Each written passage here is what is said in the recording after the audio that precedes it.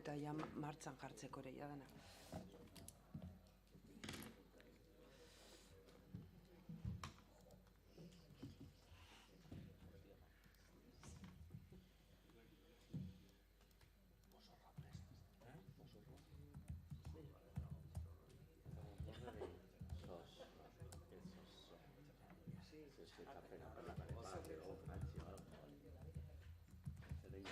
Baina parlando bai.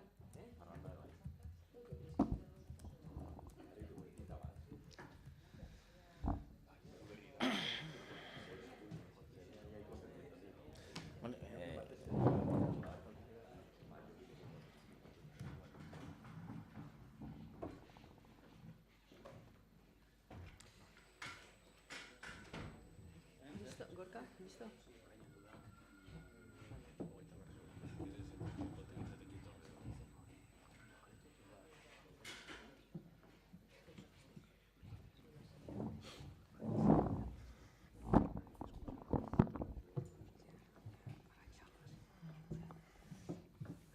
Bai. Gotzon, Ainoa? Ez, ja, saldu. Arratsaldeon eta otsaileko osoko bilkurari hasiera emango diogu. Koldo, nahi duzunean? Bai, kaixo, arratsaldeon guztioi.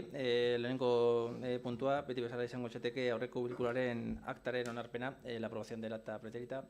Norbait nahi badu honen inguruan, bestela bozkatuko zenukete. Acta. Votaríais la aprobación del acta preterita, si nadie tiene que objetar nada. Se entiende aprobada por unanimidad. Bigarren puntua izango litzateke judíos kanpoko aitorpena, zehazki seigarren fakturaren zerrendako obligazioak onestea. El segundo de los puntos de orden del día sería llevar a cabo el reconocimiento extrajudicial de la factura número 6. Norbait esan nahi du, nire inguruan, bestela, bozkatu behar da. Baiezkoak, mesedez. Abstentzioak, mesedez. Eseskoak, mesedez. Onartu egin da. Hirugarren puntua, izango litzateke beste juizioz kanpoko aitorpena, zazpigarrena. Norbait esan nahi badu, bestela bozkatzen duzue. Llevaréis a cabo la votación del tercero de los puntos en relación con la factura por procedimiento extrajudicial, número 7. Baiezkoak, mesedez, sí es.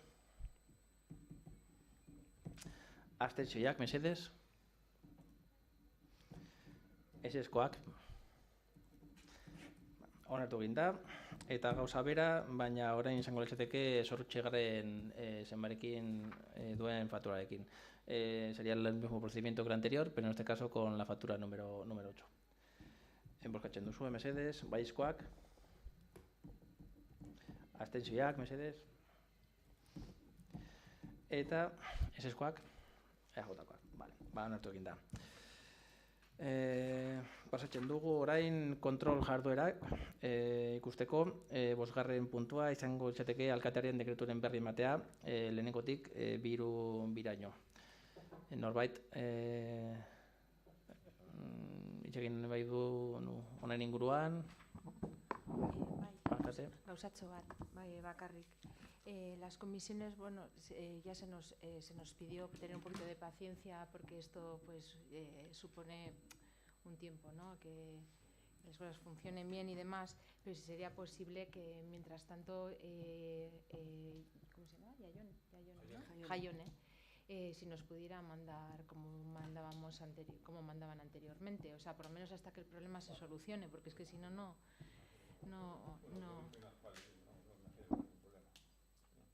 Ez, lana da, baina, bueno, izango da transizio modukoa, así que nik ez digote esan ikusten. Nik hori informatika teknikarik bai esan nion, justu egun horretan esen egon udaletzean, eta horrengo egunean bai esan nion, eta esan ziren hitz egingo zuela gestiona enpresaren arduradun batekin edo hori, eta gero ere esan nion, hori gestiona programa duen udalaren batekin harremanetan jartzeko, ea beste era batez egin aldeen. Horren zen. Bitartean, bai. Seigarren puntua izango izateke tokiko gobernuko batzarraren ataren berri ematea,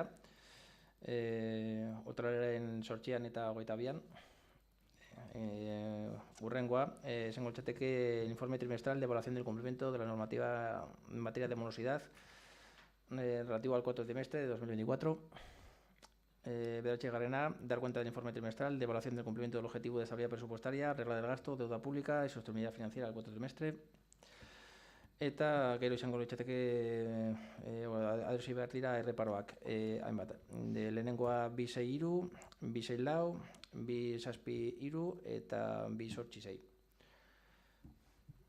Norbait, hitza hartu nahi badu, beten badio alkatea. Horrengoa izango litzateke mozioak, manifestoak eta adierazpenak. AJPNVk aurkeztu du bat, udal taldearen mozioa, Arrigorriagako segurtasun aldeko ituna martxan jartzeko. Ez dakit hitza hartu nahi badu eta ematen badio alkateak edo irakurtzen badu, nahi duzuen bezala. Zakizu, zer komentatu nahi duzue? Zuek aurkeztutako mozioaren inguruan?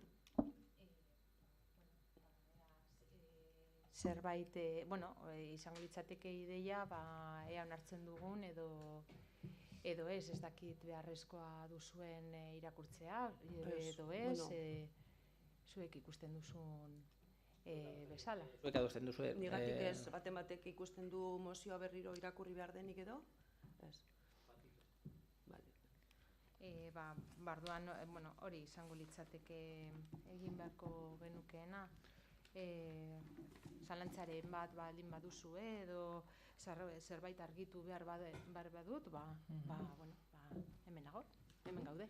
Gu gure aldetik bai komentatu nahi duguna da, gure botoa mozionen aurkakoa izango dela, eta ez garela gehiegi luzatuko honekin, uste dugulako hemen gauden guztiok, ondo baino hobeto dakigula zer egin dugun, eta zer egiten ari garen gobernu taldetik segurtasunaren arloan. Baina, bai, ohar pare bat egin nahi dizkizuegu, harrituta gaudelako aurkeztu den mozio honekin. Alde batetik harrituta esaten dugu, uste dugulako inork baino hobeto dakizuela, eta badakizuela, nik neu parte hartzaile egin zaituzte dalako segurtasun kidegoekin egindako bileretara konbidatuz, eta bestetik, segurtasun gaia batzordeetan landu dugulako aspaldiko partezta dagoen informazio guztia emanez, udaltzaingoaren arduradunarekin batera, ertzaintza eta udaltzaingo buruarekin bilerak izan da, eta argi geratuta, planteatzen duzuen errealitatea ez datorrela bat, inondik inora, ertzaintzak eta udaltzaingoak ematen dizkiguten datu objektiboekin. Arrigorriaga udalerri segurua da. Jakina, gertatzen direla ekintza bandalikoak puntualki. Zuen mozioan aipatzen duzuen erasoa bezala oso desatsegina argi dago, baina kasu isolatu hoiek salbuespena dira eta ez araua. Eta ez zaigu onargarria iruditzen horrelako gai delikatu bat erabiltzea egiatik hain urrun dagoen errealitatea sortzeko. Lortzen duzuen kasu honetan gauza bakarra alarma soziala eta errealitatearekin bat ez datorren segurtasun ezaren sentsazioa sortzea da. Delikuentzia tasa ez da igo, eta indizeak ez dira altuak, eta zuek datuak entzun dituzue, beraz arduratsuak izan gaitezen zabaltzen ditzakegun mezuekin. Guri ez dagokigu horrela jokatzea. Ez gaude salbuespenezko edo ez ohizko egoera batean, beraz, ez ohizko jarduerak ez dira beharrezkoak. Honekin, ez dut esan nahi beste ezer egin behar ez denik, edo hobetu ezin denik, edo gaiari buruz hitz egin nahi ez dugunik, alderantziz. Lanean jarraitu behar dugu beste neurri batzuk gehituz, polizia eredu komunitario desberdin bat, auzoko elkartekin harreman handia duena, prebentzioaren inguruko prestakuntzak, eta bar. Segurtasunaren aldeko itun bat sortzeaz hitz egin duzue, non udalerriko hainbat eragilek parte hartuko duten, baina badakizue dagoeneko herrian, hainbat foro daudela, ezta? Osasun foroa, berdintasun kontseilua, jai batzordea, gazte foroa, guraso elkarte foroak hezkuntza zentroetan, batzordeak, gu foro guzti hauetan parte hartzen dugu, lanean gaude. Zuek non zaudete? Foro horietan oso gai desberdinak eta askotarikoak lantzen dira, aktiboki parte hartzen duten kolektibo guztientzat interesgarrian diren gaiak eta kezka eragiten dizkieten gaiak ere. Eta esan behar dut, bukatzeko udalerriko segurtasunaren gaia ez dela inoiz atera Inongo foro horietan, hala ere, zeuek ikus dezazuen parte hartzera gonbidatzen zaituztet foro horietara, horrela segurtasunen gaia ere, eta beste hainbat gai jorratu ahal izango ditugu denok batera, ditugun foro guzti horietan. Bertan luzatu, bertan proposatu nahi duzuena, baina beste errealitate batzuk fabrikatu gabe. Eta hori da, komentatu eta partekatu nahi genuena zuekin gure bozka argudiatzeko. Bai, noski. Bai, bueno, a ver, bueno, nuestra intención en ningún caso es crear alarma, o sea, sino intentar hacer las cosas mejor y sobre todo, pues desde un punto de vista, pues de la prevención más que de un ataque, ¿no? O de un uso político de una cosa así.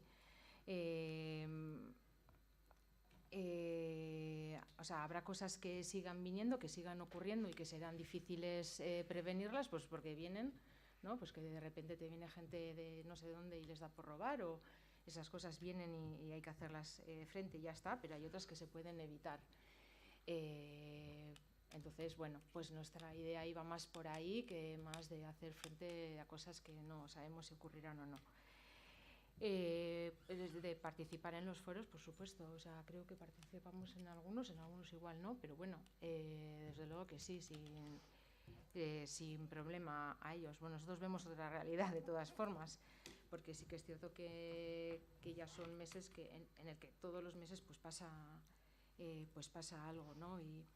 Y a veces, pues lo que os digo, ¿no? Pues que algunas cosas no se pueden controlar, pero es que algunas cosas pues se han llevado a cabo a través de gente de nuestro propio municipio, ¿no? Y entonces, bueno, pues un poco pues con esa idea de concienciar, prevenir, los ascensores siempre rotos, que al final suelen ser los chavales, o sea, esa es la realidad, o sea, y otras cosas más que suelen pasar, ¿no?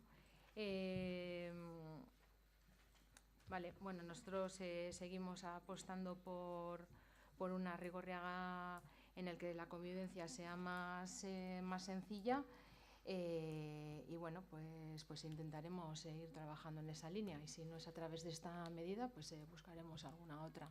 Oso ondo. Eskerrik asko, Ainara. Bai, Argoitz. Bueno, desde el Grupo Socialista sí que creemos que hay que tomar alguna medida, porque sí que es cierto que en algunas zonas, en algunos barrios del municipio hay gente que siente inseguridad. Y creo que tenemos las herramientas. Hace unos años se implantó un sistema de videovigilancia que está surgiendo efecto.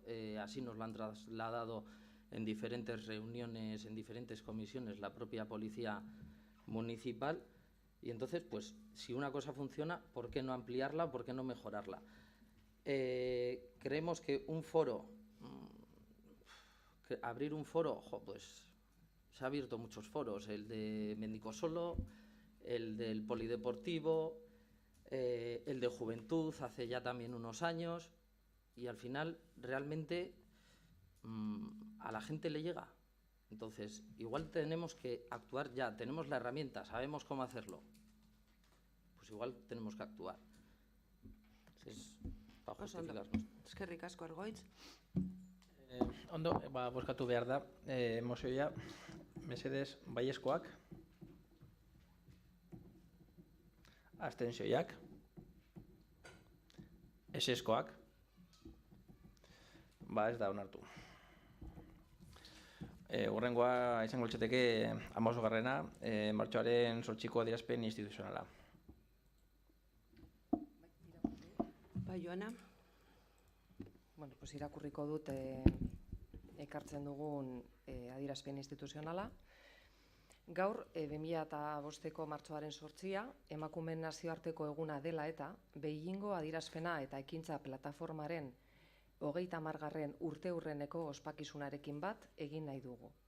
1985ean, Beijingen, Txinan, egin zen emakumeari buruzko 4. mundu konferentzian adostutako akordioek nazioarte mailako ibilbide orri bat jarri zuten abian, helburu zehatzarekin: genero berdintasuna, emakume eta neska guztien ahalduntzea eta giza eskubideak gauzatzea.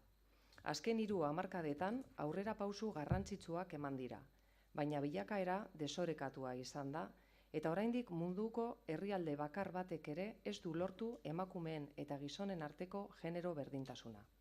Horregatik, orain arte lortutakoa ospatzeko eguna izatetik harago, martxoaren 8 mugimendu feminista eta onaino iristeko borrokatu dutenen bakarkako lana aitortzeko eguna ere bada, baita etorkizunari begira erronkak planteatzeko eguna ere.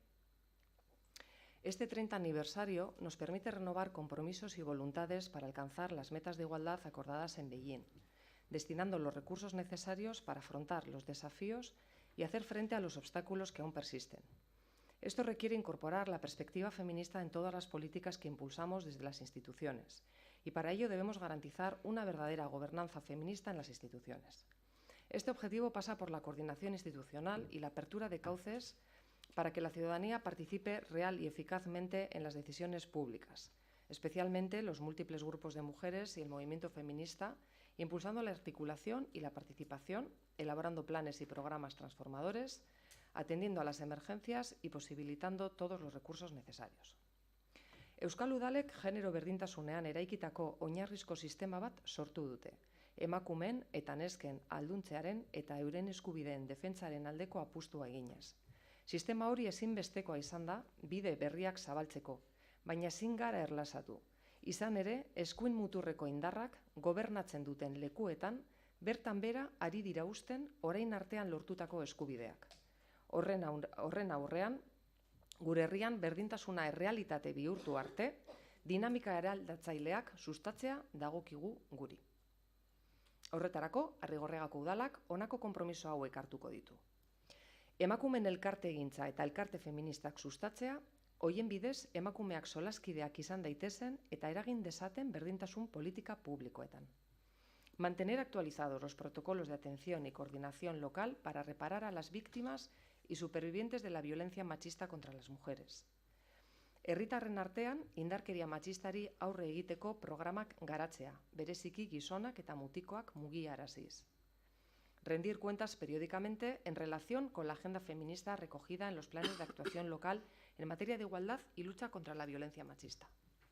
Gobernantza ereduaren inguruan lan egitea eta emakumeen alduntzea sustatzeko bideak ezartzen jarraitzea.